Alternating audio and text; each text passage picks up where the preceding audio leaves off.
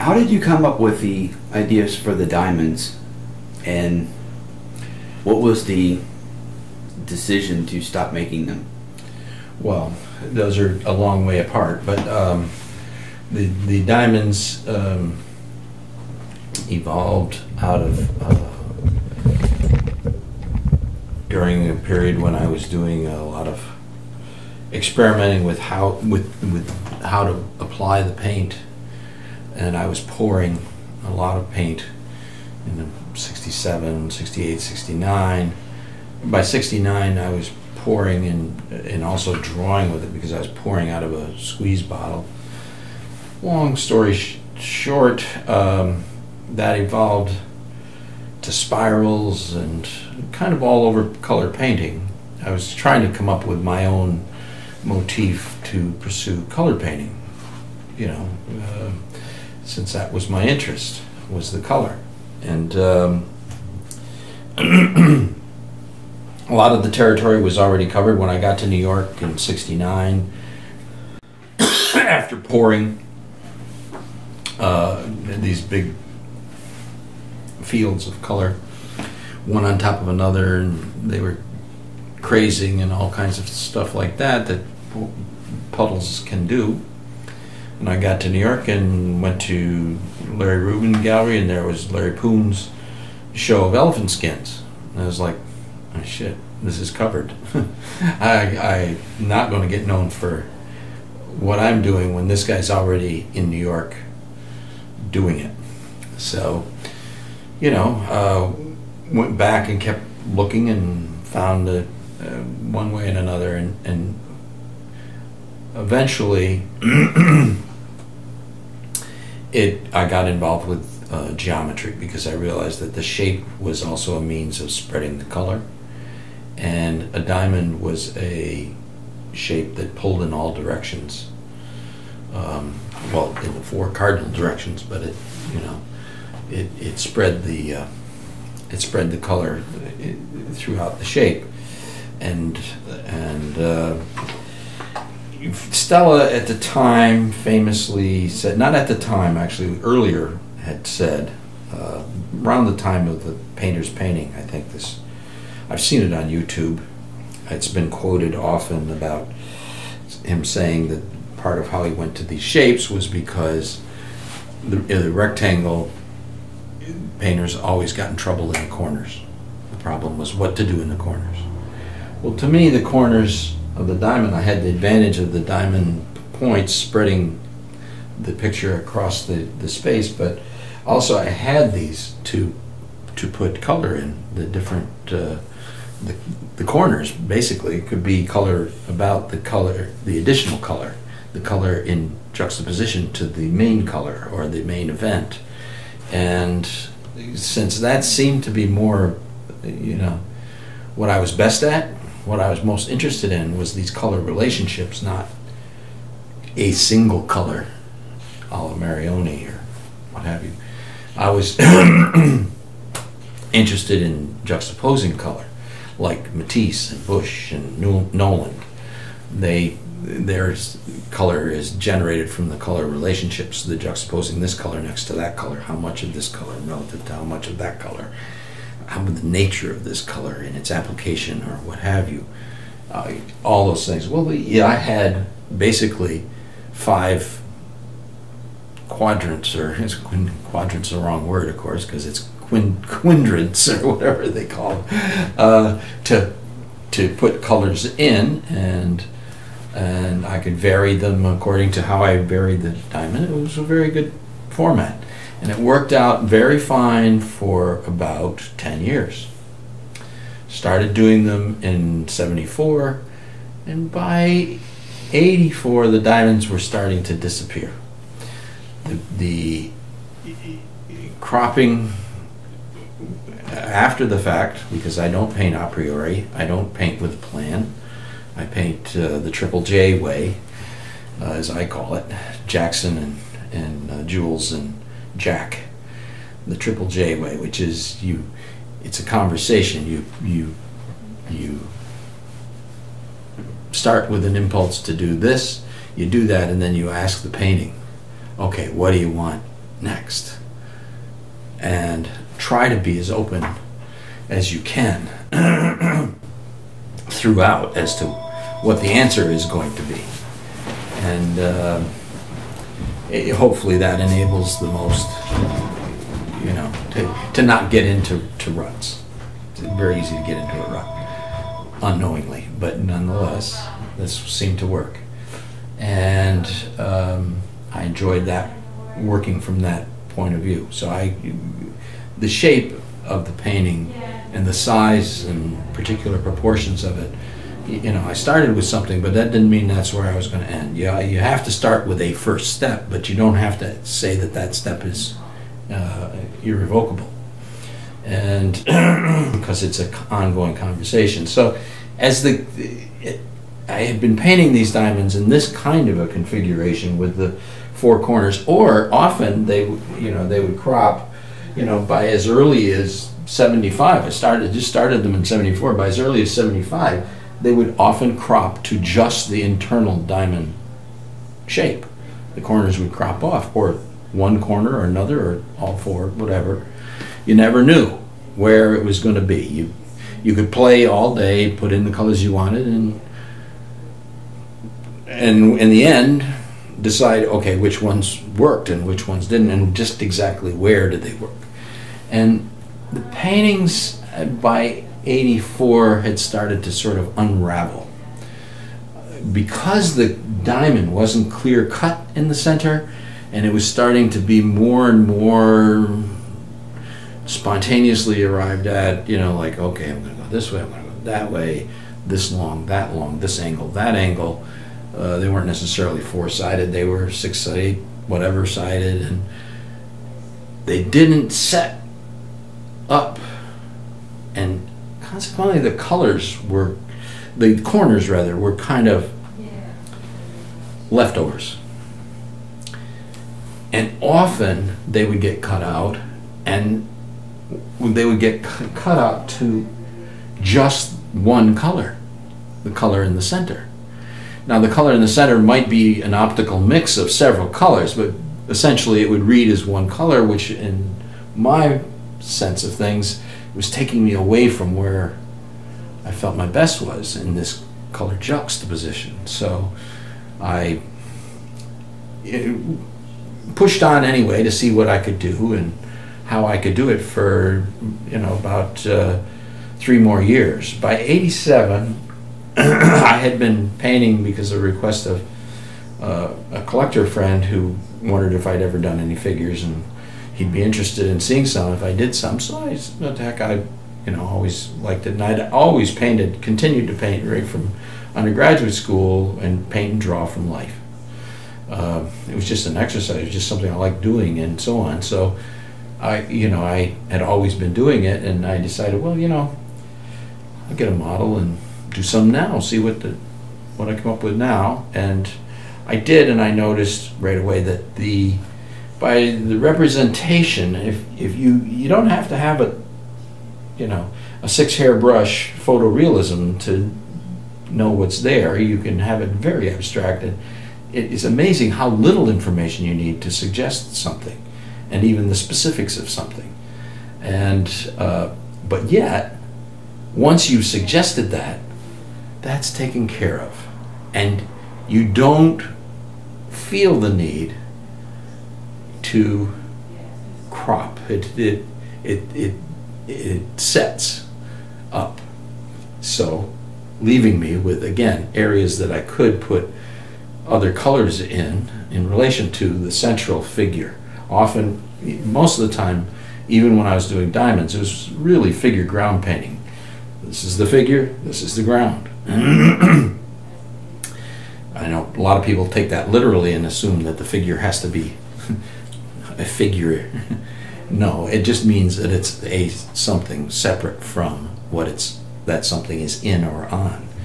And I, anyhow, noticed this thing of representation and how it didn't allow it to unravel. Yes, you still did the Degas thing, the Picasso thing of, well, it's a matter of quarters of inch as to where the edge is. there's that kind of cropping, but it wasn't necessarily the kind of thing that all of a sudden great chunks were going to come off just because they were the wrong color or what have you. So I just decided to go in that direction. Nobody was there.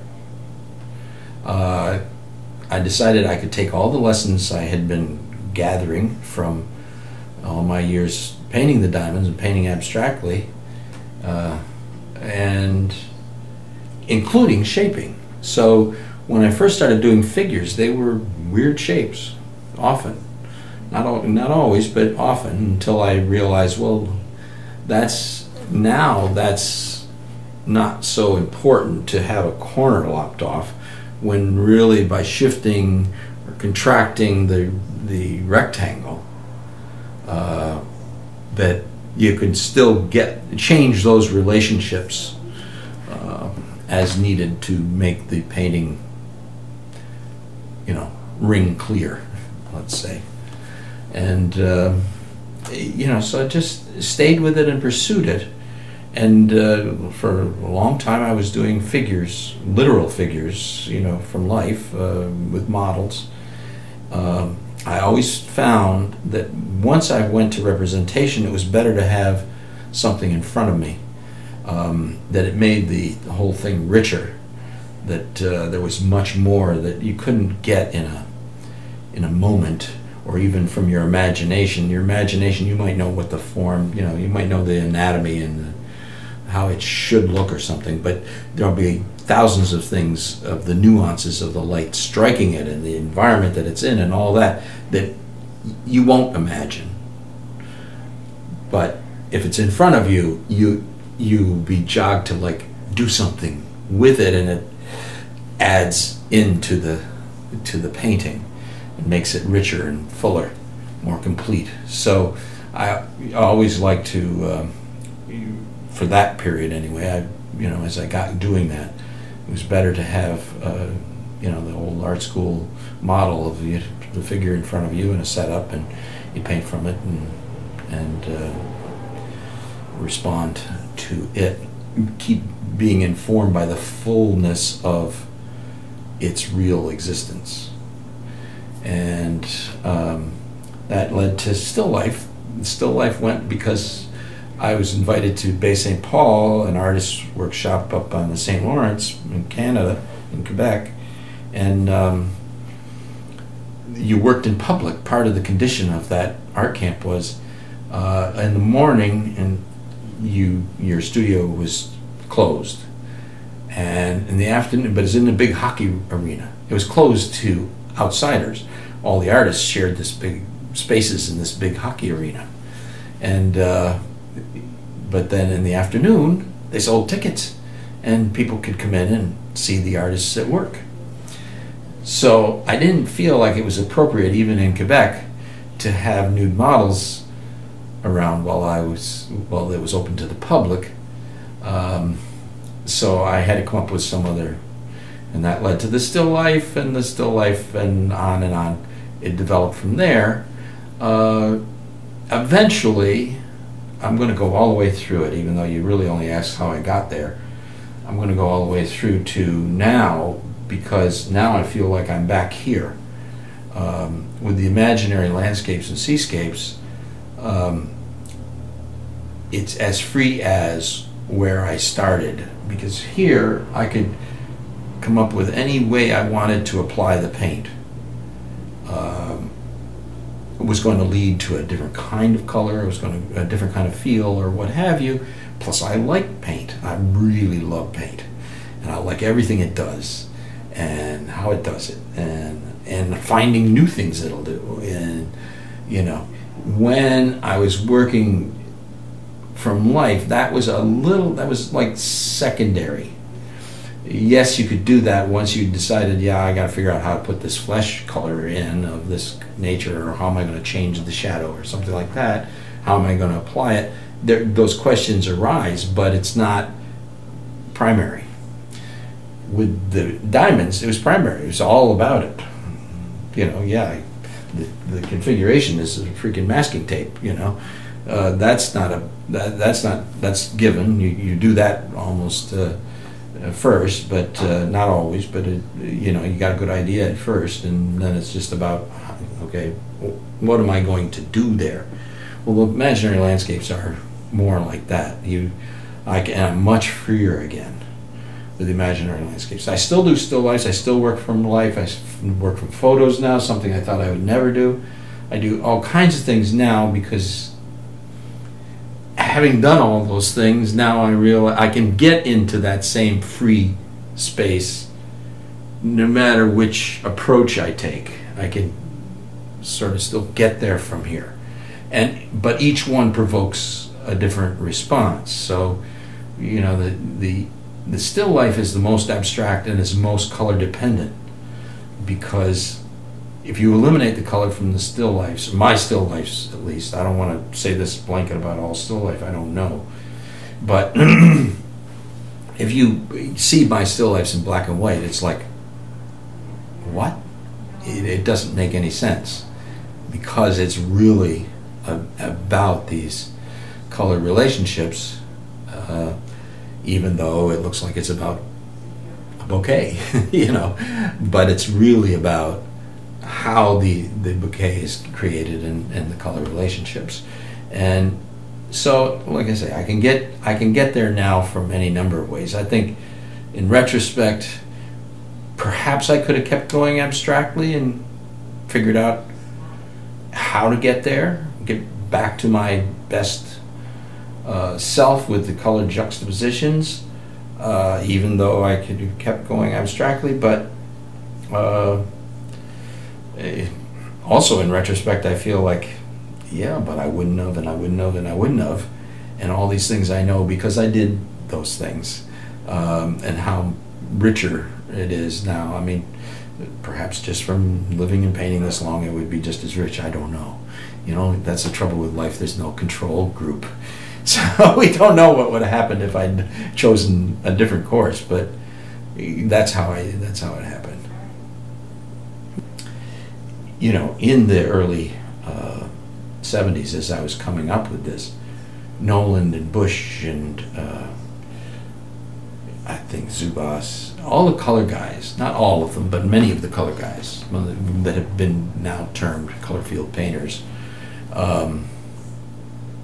were experimenting with shape for this very reason of how the shape could empty the center out so the color would spread and relate. And diamond, early on with Noland, was discovered to be a good shape to do that. But you know, all of them were experimenting with all kinds of things, and not just in the color field guys. I mean, Gorchov was working with warping the shape, and Ron Davis was working with, reverse glass painting, essentially. It's fiberglass, but it's still made in the reverse. The first color it puts down is now in the front. And usually the first color down is then covered with the next color. But that isn't true of the way his paintings were created. And also it meant that he could, because of the way his paintings were created, and he was making essentially a mold to paint them in, that was kind of like the representation, taken care of. Okay, that's taken care of now. Everything fits in here because it's intrinsic and to here, because it's created here, and it's had a certain integrity that helped hold desperate strokes together and force them to relate, because they couldn't get out of this box. You can see this. They're, because of the nature of the fiber and the resin, they're fused in this, and they break from the get-go. And that's was a wonderful device. Created some great paintings. And, I was seeing all this, so I was trying to come up with my own, and I was using tondos and ovals and diamonds and odd shapes and whatever. And in '74 I came up with folding the canvas. And when I folded the canvas, the best way to fold the canvas was on the diagonal, because then you involve both the warp and the weft equally. If you just unfold it and fold it on some arbitrary axis in the middle of a rectangle, you have all these contrary forces, because you've already applied a layer of paint. That means the canvas is wet. That means if you unstretch it, it shrinks, and it shrinks very quickly. And so if you unstretch it and then you go to try to restretch it, it's already shrunk. So you do another application of paint, you fold it, you stretch it, you can't get it back there. So, but you can on a diagonal. You have more force, you're pulling against the point, against two very stationary sides. So that led to a diamond all by itself. A square folded on diagonal is a diamond. And right out of Mondrian and right out of Nolan. Nolan was doing those square diamonds at the time. Jack Bush was doing square diamonds. We were all experimenting with some configuration of diamond, because, like I say, the diamond had these points, these opposing points, so that it was just a natural to spread things away from center. And whereas the ovals, they kind of spread it, but there's no pull. There's no pull. It's still, painting in a tondo is relatively the same as painting in a square, and a square not turned to a diamond, which is very static. It's its biggest problem. It's just sits there and doesn't move. Pyramids are made out of big blocks, because they're very static, very stable. So, it was trying to experiment with that, and it was motivated, by what was going on around me too, and what I was seeing. So that's my addition, technical addition to how